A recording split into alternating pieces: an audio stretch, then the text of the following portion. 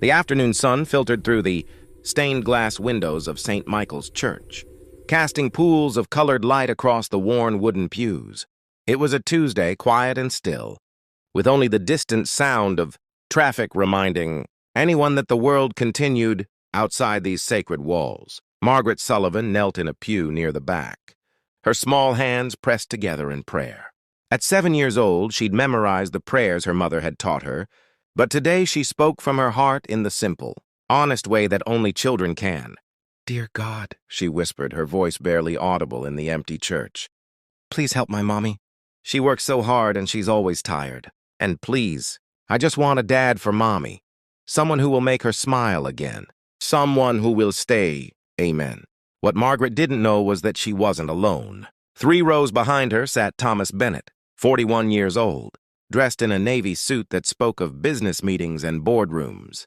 He ducked into the church on impulse, seeking a moment of quiet after a particularly difficult morning of negotiations. He'd been sitting there, lost in his own thoughts about mergers and market shares, when the small voice had cut through his reverie. At first, he'd tried not to listen, respecting the child's privacy, but her words had pierced through his carefully constructed walls. "I just want a dad for mommy." Thomas felt something shift in his chest. He'd spent the last 15 years building Bennett, Industries from a small startup into a multi-million-dollar corporation. He'd sacrificed relationships, missed holidays, chosen work over connection time, and again. At some point, he'd stopped even thinking about family, about children, about anything beyond the next deal. But this child's prayer reminded him of something he'd forgotten: the simple human need for connection, for love, for family. The girl stood up, smoothing down her tan dress with its slightly worn hem. She looked around the church with wide eyes, as if hoping someone had heard her prayer and might answer it immediately. Then she walked toward the door with the careful steps of a child who'd been taught to be respectful in sacred spaces. Thomas found himself standing and following her, though he wasn't entirely sure why. As they both emerged into the afternoon light, he saw a woman approaching from across the street. She had blonde hair that caught the sunlight, and she wore a simple beige dress that was clean and pressed but clearly not new. She moved with the efficient grace of someone used to doing everything quickly, used to not having enough time. "Mama!" Margaret called out, running to her. The woman smiled, and Thomas could see the love in her expression, but also the exhaustion. She looked to be in her early 30s, with a face that would have been carefree if not for the worry lines around her eyes. "There you are, sweetie," she said, taking Margaret's hand. "I finished my shift early." "Were you good for Father Michael?" "Father Michael wasn't here," Margaret said. "But I said my prayers all by myself. That's my good girl."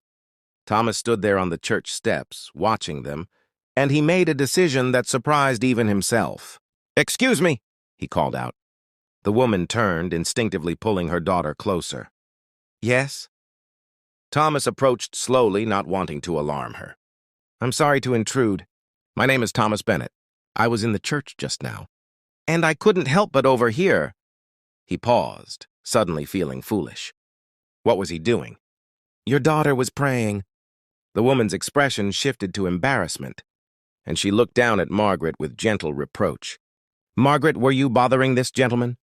"No, no," Thomas said quickly. "Not at all.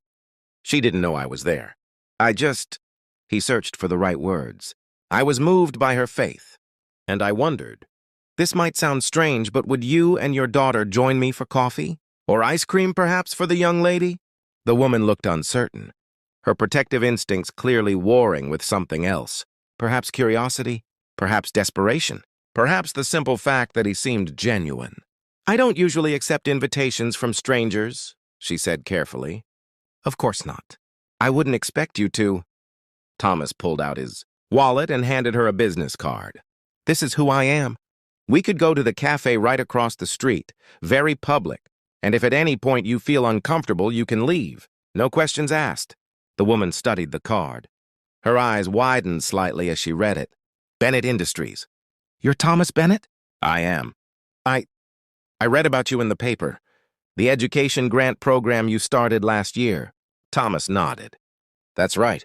We've been funding scholarships for underprivileged students." The woman looked at her daughter, then back at Thomas. He could see her making calculations, weighing risks and possibilities. Finally, she nodded. All right, just for a little while. My name is Eleanor, by the way. Eleanor Sullivan. And this is Margaret. It's a pleasure to meet you both. The cafe was warm and welcoming, with the rich smell of coffee and fresh pastries filling the air. Margaret's eyes went wide at the display case of desserts, and Thomas couldn't help but smile. Pick anything you'd like, he told her. Eleanor started to protest, but Thomas gently raised a hand. Please, it would make me happy. Margaret chose a chocolate cupcake with pink frosting, and they settled at a corner table.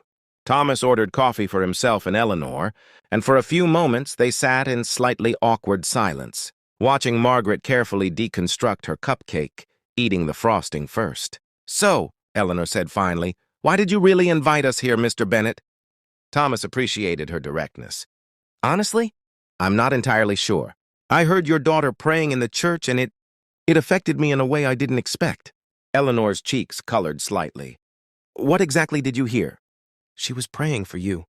For your well-being, and... Thomas hesitated, then decided on honesty. She was praying for you to find someone, a father for her. Eleanor closed her eyes briefly, and Thomas saw pain flicker across her face. Margaret, sweetheart, we've talked about this. Some prayers take time to be answered. I know, Mama, Margaret said, licking frosting from her fingers. But God hears all prayers. You told me so. He does, baby. He absolutely does. Thomas found himself asking gently, if you don't mind my asking. Margaret's father? Eleanor was quiet for a moment, stirring her coffee slowly. He left when Margaret was 2. Said he wasn't ready to be a father, that he needed to find himself or some such thing. We haven't heard from him since. She looked up at Thomas. I work 3 jobs to keep us afloat. Waitress at the diner for breakfast and lunch shifts, cleaning offices in the evening, and weekend shifts at the grocery store. Margaret stays with my neighbor, Mrs. Chen, when I'm working. She's wonderful, but... Eleanor's voice caught slightly. It's not the same as having a parent there. You're doing an incredible job, Thomas said quietly. That's clear. I'm doing the best I can, Eleanor replied. But Margaret deserves better. She deserves stability. She deserves to have someone who can go to her school plays and help with homework and just be there. Thomas looked at the little girl, who was now trying to balance her spoon on her nose, completely absorbed in her task. He thought about his empty penthouse apartment, his 70-hour work weeks, his carefully scheduled life that left no room for spontaneity or connection. What if, he heard himself say, I could help? Eleanor's guard went up immediately. Mr. Bennett, I appreciate your kindness, but we're not looking for charity. That's not what I'm offering, Thomas said, surprising himself with his certainty. Look, I know this sounds strange.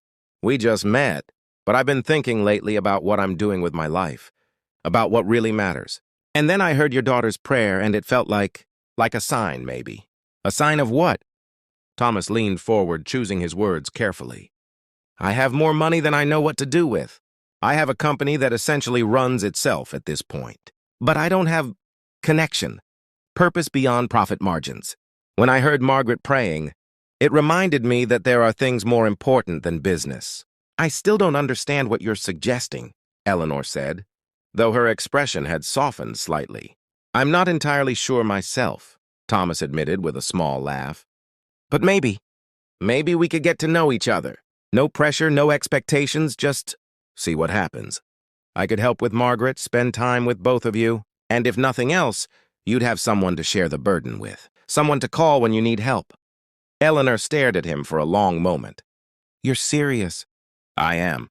But why? You don't know us. You don't owe us anything. Thomas thought about how to explain it. Have you ever felt like you were sleepwalking through your life? Going through the motions but not really living? That's where I've been for years. And then I heard a 7-year-old girl praying with such faith, such love for her mother, and it woke something up in me. It reminded me that life is about more than boardrooms and bottom lines. Margaret, who had been quiet during this exchange, suddenly spoke up. Are you going to be my daddy? Margaret, Eleanor said, mortified. But Thomas smiled gently at the child. I don't know, Margaret. That's not something that happens overnight. But I'd like to be your friend. Would that be okay? Margaret considered this seriously, her young face thoughtful. Will you come to my school play? We're doing the three little pigs, and I'm the third pig, the smart one. I would be honored to attend your school play, Thomas said solemnly. Over the following weeks, something unexpected happened. Thomas began spending time with Eleanor and Margaret carefully and respectfully. He attended Margaret's play, sitting in the audience and clapping loudly when she took her bow. He helped Eleanor fix her car when it broke down, getting his expensive suit dirty but not caring. He took them both to the Children's Museum on a Saturday, watching Eleanor's face light up as she relaxed for the first time in years. Eleanor was hesitant at first, her trust hard won after being abandoned. But Thomas was patient. He showed up when he said he would. He called when he was running late. He asked about her day and actually listened to the answer. He treated Margaret with kindness and respect, never trying to replace her father, but simply being present. One evening, about 2 months after their first meeting, Thomas took Eleanor to dinner while Mrs. Chen watched Margaret. It was their first time truly alone together, and Eleanor seemed nervous. "You don't have to be nervous," Thomas said gently as they sat down. "This is just dinner between friends." "Is that what we are?" Eleanor asked. "Friends?" Thomas looked at her. At this woman who had worked herself to exhaustion to provide for her daughter, who had maintained her dignity and her kindness despite hardship, who had slowly begun to trust him despite every reason not to. "I'd like to be more than friends," he said honestly. "If you're open to that, but only if it's what you want, Eleanor. Not because you need help or because I have money. Because you want to be with me." Eleanor's eyes filled with tears. "Do you know how long it's been since someone asked what I wanted? Not what I needed or what was practical, but what I actually wanted." "Tell me," Thomas said softly. "I want Margaret to have a stable home. I want to be able to breathe without worrying about bills. I want—" She paused, then continued with more certainty. "I want to be with someone who sees me, really sees me. Not just what I can do or provide, but who I actually am." "I see you, Eleanor," Thomas said. "I see a woman of incredible strength and grace. I see someone who has faced hardship and chosen love."